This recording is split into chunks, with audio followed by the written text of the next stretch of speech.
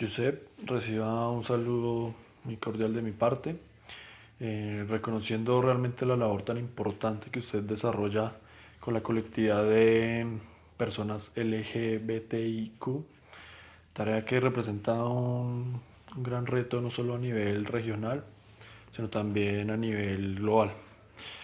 Es por eso que usted desde los 19 años ha venido encabezando esta misión y esta tarea con entereza y con vehemencia, siendo un gran representante de esta lucha social y cultural y también educativa en nuestra región.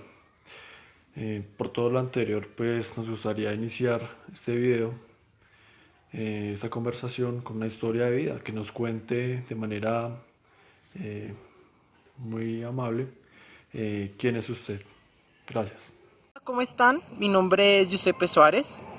Soy el director general del colectivo Amigos Diversos, una organización que trabaja con jóvenes LGBTIQ, y secretario general de la Red Internacional de Jóvenes, de jóvenes LGBTIQ, una organización internacional que trabaja en pro de la garantía de los derechos de la población juvenil LGBTI a nivel global. Bueno, como para comentarles un poco de mí, soy activista desde los 19 años, he sido empresario, tuve 2 emprendimientos que beneficiaron bastante en algún tiempo a la comunidad LGBTIQ en la ciudad de Bogotá. Luego en el año 2015 fundé la organización social Colectivo Amigos Diversos junto con 5 personas más. Desde entonces la organización social ha apoyado a más o menos unos 100, 150 personas en Bogotá y en el departamento de Cundinamarca. Hemos trabajado con el empoderamiento de jóvenes y liderazgos políticos a nivel social, cultural, económicos, a jóvenes LGBTIQ en el departamento y en Bogotá. Y ahora pues como secretario general de la Red Internacional de Jóvenes es como mi responsabilidad velar por los intereses de los derechos de la comunidad LGBTI a nivel global. Hacemos presencia en 20 países distintos y donde en la actualidad pues estamos haciendo planes de contingencia de apoyo para el tema de población juvenil LGBTI. Josep, sabiendo que usted es director de la organización Jóvenes Diversos, que también es secretario general de la Red Internacional de Jóvenes LGBTIQ, quisiéramos saber dos cosas. Primero, cómo nació su interés por las causas sociales y en segundo lugar, saber conocer cuáles son los mayores logros y principales dificultades de su proceso como activista de dicha colectividad. Bueno, mi activismo nace a partir de ver una necesidad dentro del sector social, de empoderamiento de liderazgos juveniles. Como lo mencioné anteriormente, empecé mi activismo desde los 19 años. Empecé a ver como las falencias de mi comunidad hacia lo que nos hacía falta como sector social, hasta dónde eran los retos, cuáles eran los límites y cuáles eran cuáles eran las mayores limitaciones del sector social. De ahí empecé a trabajar con el tema de la comunidad LGBTI. Anteriormente había trabajado en obras sociales que me habían permitido pues ampliar un poco el conocimiento acerca del tema de víctimas de conflicto armado. Trabajé en una embajada como gestor de proyectos y eso fue lo que me llevó como a estudiar mis posibilidades sociales para empezar a trabajar con la comunidad. Ya dentro del ejercicio como tal, como activista y líder social, tuve la posibilidad de empezar a afrontar y a conocer las dificultades de mi población, empezando por el tema del acceso a la educación, el acceso a una salud, a la garantía de los jóvenes dentro de los colegios a tener un ambiente escolar sano. De ahí empecé a desarrollar este tipo de proyectos en pro de la comunidad juvenil LGBTI. Este proyecto fue ejemplo a nivel de Latinoamérica al permitirse que los proyectos de integración que hacían los jóvenes de manera particular los adoptáramos nosotros como organización social para poder exteriorizarlos. Y esto fue ejemplo para que los jóvenes empezaran a integrarse y empezar a conocer sus propias necesidades en cada uno de los territorios.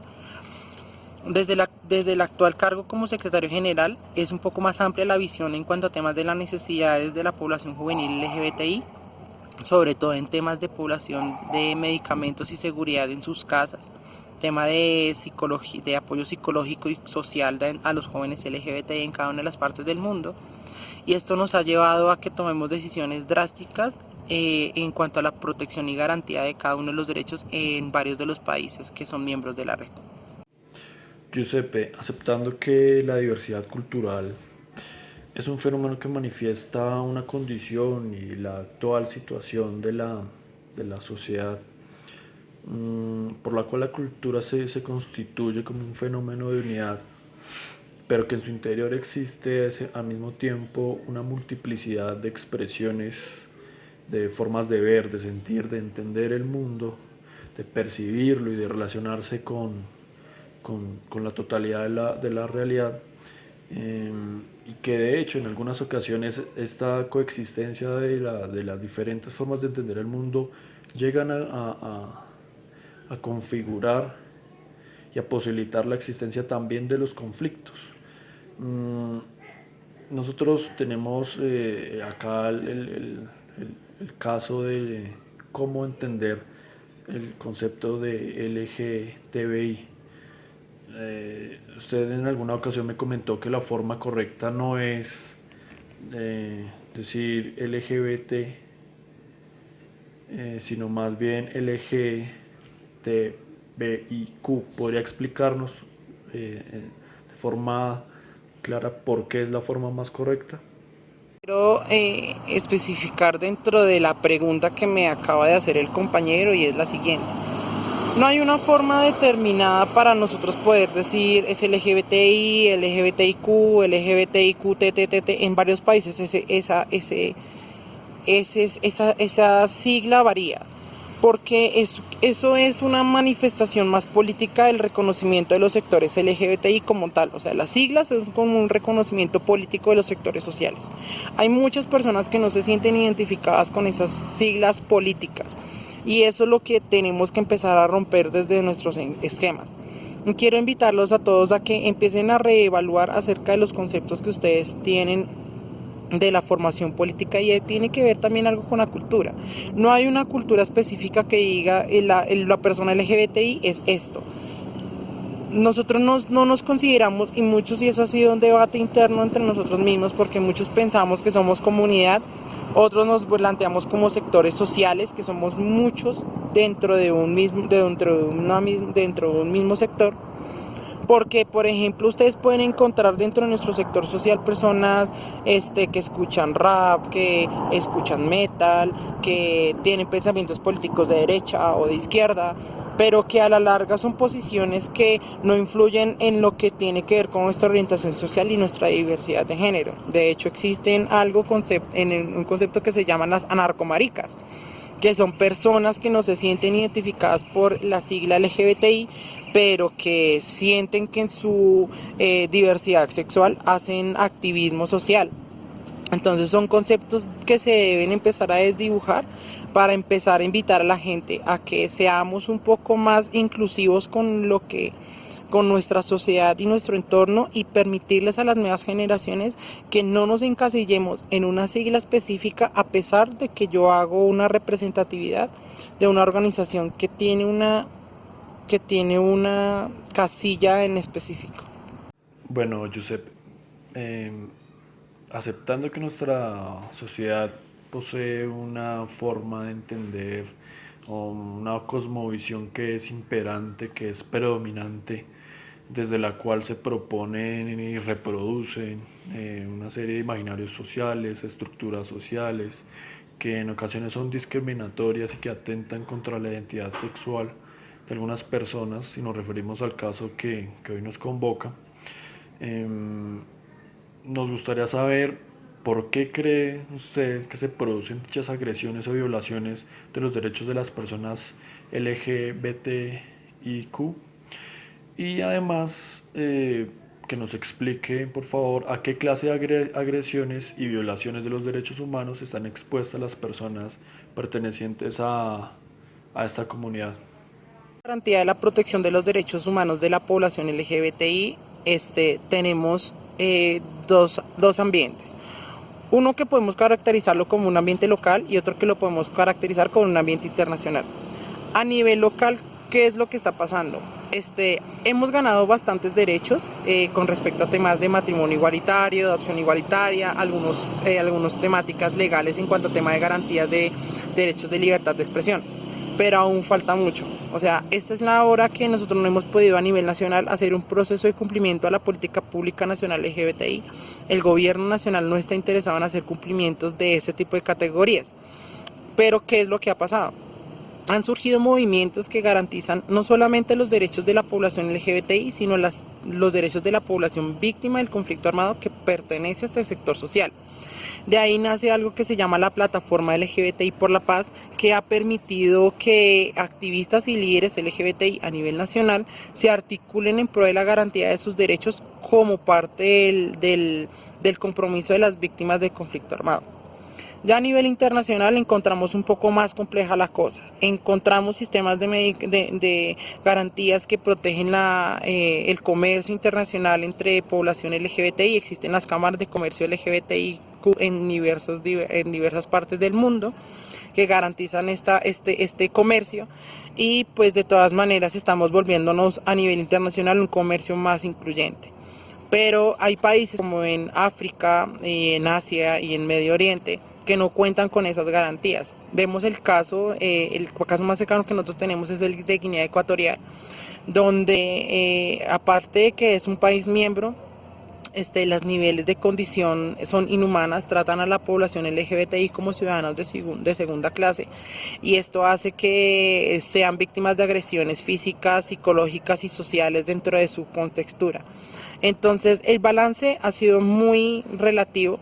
De todas maneras, los invito a conocer el informe de la ILGA, que la ILGA hace poco sacó un informe un poco más detallado, un poco más específico en cuanto a temas de la garantía de la población LGBTI y cómo están en sus avances en los derechos a nivel internacional.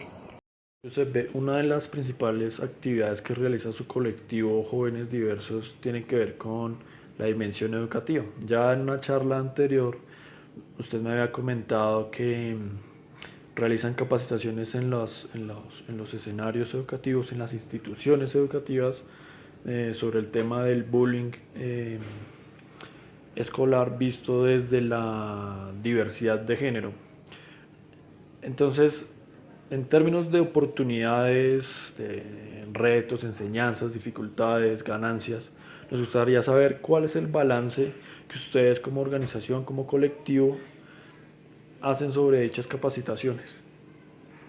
Un poco más específico ya con el tema del trabajo de la organización social, nosotros como colectivo Amigos Diversos, dentro de las capacitaciones que hemos hecho, lo hemos hecho con articulación con varias entidades estatales.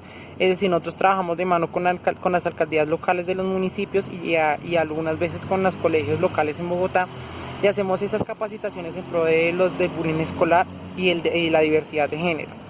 ¿Por qué nos vamos con estas dos juntas? Porque básicamente ha sido muy fundamental el hecho de que podamos entrar a los colegios y hablar un poco del tema del bullying escolar y del bullying escolar hacia las personas diversas. Pero para romper esos esquemas, primero trabajamos con la capacitación y los empapamos un poco de lo que es el tema de la diversidad sexual, cómo se pueden caracterizar, y luego entramos a un trabajo profundo en cuanto al tema de bullying escolar. El proyecto ha funcionado, es un proyecto donde la mayoría de los colegios han sido partícipes de este tipo de situaciones, donde muchos de los rectores nos buscan para buscar asesorías. Nosotros nos pegamos mucho a las secretarías de juventudes de los municipios para poder hacer ese tipo de capacitaciones. En un balance general, los chicos, es más, en una de las capacitaciones salió un caso muy delicado, donde nosotros empezamos a actuar como organización social, y el caso se ha llevado a término con éxito porque ha permitido que la organización busque los medios para poder que más jóvenes accedan al conocimiento y puedan hacernos como una campaña de prevención. Ha sido muy positivo, hemos recibido muchos reconocimientos a nivel departamental y a nivel internacional por esas capacitaciones que hacemos desde la organización social, y que nos hemos permitido poder llevarles a los jóvenes más conocimientos, y hemos roto barreras de desconocimientos que han sido fundamentales para que los chicos tengan un ambiente inclusivo mucho más sano y mucho más tolerante con la persona diversa, y no solamente desde la perspectiva de la población LGBTI, sino desde muchos sectores sociales que influyen en los colegios. Giuseppe, ya para terminar, pero no sin antes agradecer enormemente toda su colaboración con la realización de este material académico y esperando que nuestra charla, nuestra conversación sea una oportunidad efectiva para sumar esfuerzos e insumos en la lucha que usted y su organización desarrollan a nivel local, regional e internacional. Yo quisiera hacerle una invitación para que finalicemos nuestra charla con un mensaje dirigido a la comunidad académica y a la comunidad que tenga acceso a este contenido. Muchísimas gracias por toda su colaboración. Para la academia y para todas las personas que vean estos videos, les quiero hacer una invitación. Y es a que empecemos a abrirnos un poco más hacia los conceptos de lo que podemos llegar a tener en cuanto a tema de educación para los jóvenes. Sé que es complicado el tema de educar a los jóvenes en cuanto a temas de diversidad sexual, dado que pues a veces el Estado no da esas garantías ni da esas herramientas para poder romper esas barreras.